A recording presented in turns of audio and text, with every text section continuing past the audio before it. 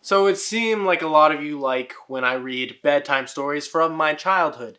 So much so, the Flatman blew up 3 months after it was uploaded for whatever reason, and now it's my most viewed video, even more than when I wrestled a pseudo-celebrity that now wrestles for a major wrestling company. Crazy how things work out, but hey, I'm not complaining, thank you. So, today I've got something special for all of you, another bedtime story that came specifically from my childhood. I can't wait to show it to you. And it's called Teddy Bear's Colors. This all beat up thing, ripped cover, pages splitting down the middle like the Red Seas. Yeah, I was also read this. I don't know how often because I don't remember it that well, but it's going to be good. It's a lift a flap book. I don't know if those still exist, but pictures, those little thingies, and you open them. Let's get to reading, shall we?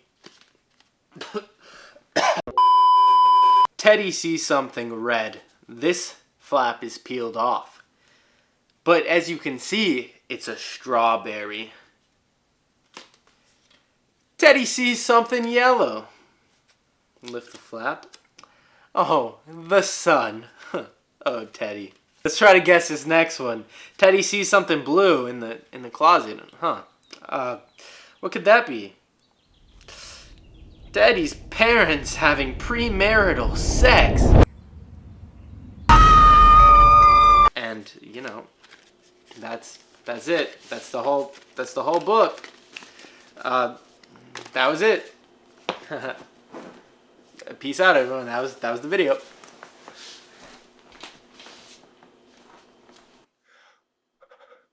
Oh, you thought we were done, did you? You thought we were done? No. You think with a hit like Flatman, I would just come read a stupid book about teddy bears and learning their colors? No, obviously not. Obviously I got the rest of the series of creepy children's books that were made in the 90s by the same person who made the Flatman. Okay, yeah, enough of me being creepy. In reality, yeah, I did get the rest of the anthology. And I come bearing information this time. These series of books were made in the 1990s by author Rose Impey, illustrated by Moira Kemp, coined under the name The Creepies because they're creepy. And apparently she didn't think that we had enough horror in our children's lives, so she introduced them through these book series right here. And this one's tinier than the rest for whatever reason, because this was like $2, I think. And this one I got from a local library. It still has the stickers and everything. It was quite dirty when it got delivered to me. Creepy in and of itself. I don't know what it could have been. But now the hard choice. Which one should we start with? I've went and made that decision based on which book sounds the most like the Flatman, and I landed on Scare Yourself to Sleep, because the last kid had an obsession with scaring himself in bed, so why not do it again? Let's just do it. We've already dimmed the lights, we've already done everything we need to do. Let's just hop into this damn book. No, okay. Creepy little crawlies in the... Oh, are they carrying a dead body? Wait. This is already sinister as fuck.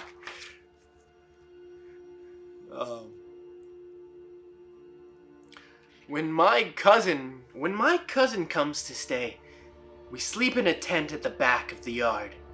We don't let my brother in. He'd spoil everything.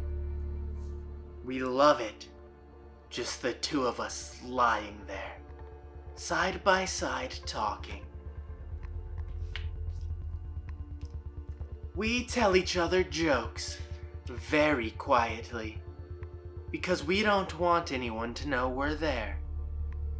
We know Simon is there, outside the tent, trying to listen, so we whisper, That's not Simon, is it? That's not their brother. This is gonna turn into a murder story very fast. What are you thinking?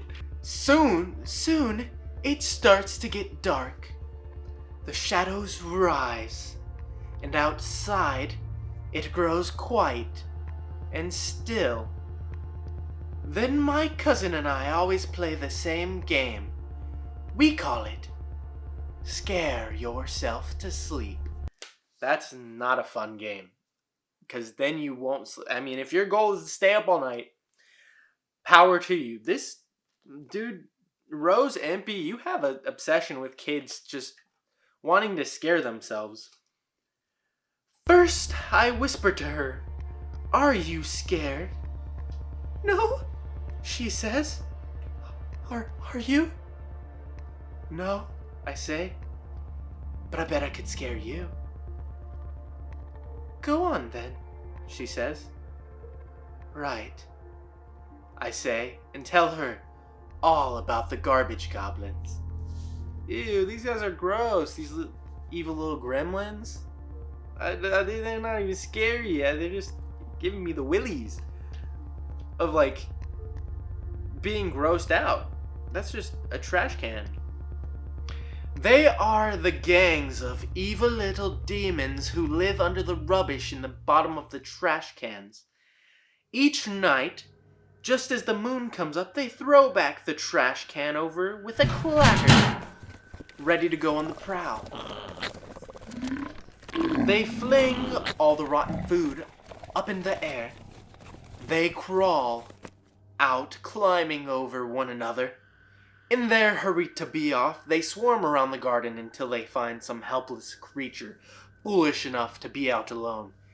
They carry it off, struggling and squealing, back to their smelly den to never be seen again. Oh, they're just straight up kidnapping people in the dead of night. Oh, Jesus. Okay. They kidnapped the brother! Oh, shoot. Oh, God. No. Bro, what's his name? Thomas, little Freddy boy is dead, dude. Oh, Simon. Like, the chipmunk. Oh, yeah, he's dead. He's definitely dead if you're dealing with garbage monsters. That little guy could never survive, that little nerd. My cousin is very quiet. She wriggles down into her sleeping bag. I've scared her. I smile to myself. Suddenly there is a crash. It sounds like a trash can cover banging and clattering on the garden path. Our hearts are thumping. Then we hear, "Gotcha." That little fuck, Simon. How dare he? How dare he come to the girls' sleepover and scare us like that? Little prick. That's why you're not invited, Simon. That's why you're not invited to the girls' sleepover. I apologize. Let's just get back to this. "Oh, Simon, go away. You are stupid," we say. "You didn't scare us." But we move our sleeping bags a little closer together just in case. Next, she tells me about the flying cat. It creeps along on its soft padded paws, pretending to be an ordinary cat. But at the stroke of midnight, it sprouts wings and flies into the air. A giant furry moth that meows. Oh my, dude, they're dragging Simon into the fucking trash can. They murdered this kid.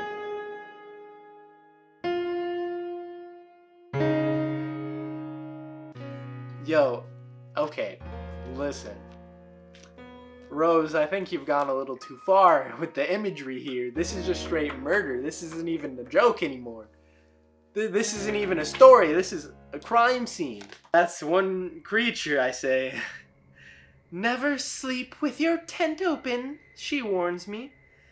"Because when the flying cat finds its prey, it swoops down and lands on it. It sinks its sharp claws into its victim and lets out a blood-curdling scream.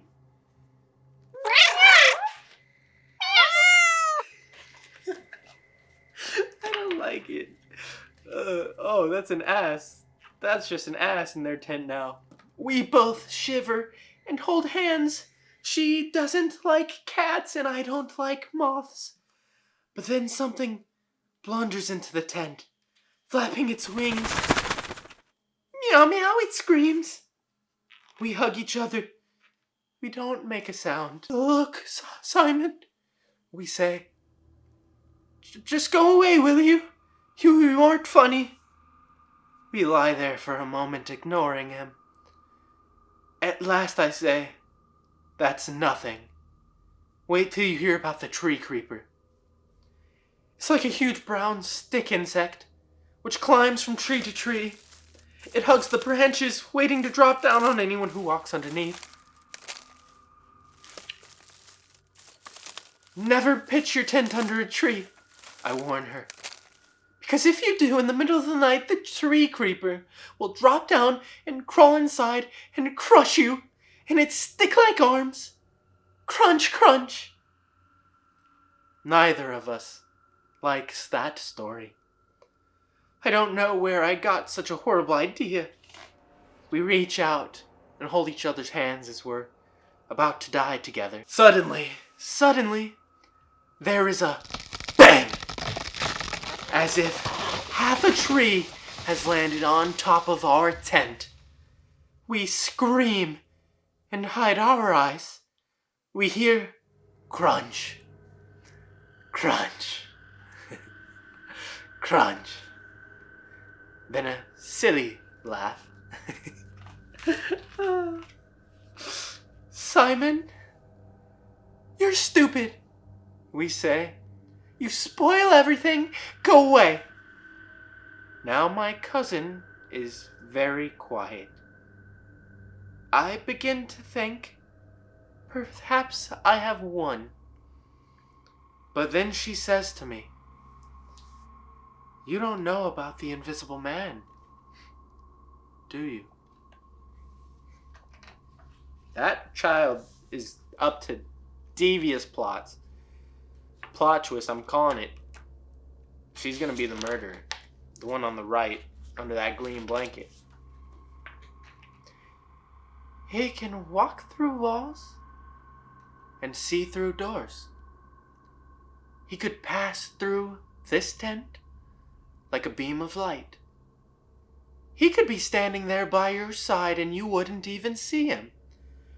You'd just feel him breathing on you. Doesn't matter where you pitch your tent, she tells me. The Invisible Man would get you. Nothing can keep him out. Now it is really dark. There isn't sound. I am lying here, wide awake, thinking about this monster that is coming to get me. That I won't even be able to see. Shut up, phone. I grab my cousin's arm. What does he do? I ask. If he gets you. She yawns. He dissolves you, she says. So you're invisible too. And then what? I ask. There is no answer.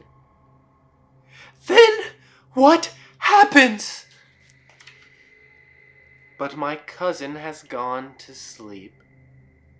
I can hear her breathing through her mouth, as if she has a clothespin on her nose. Now I start to hear other sounds. It's raining, hitting the tent. Tap, tap, tap.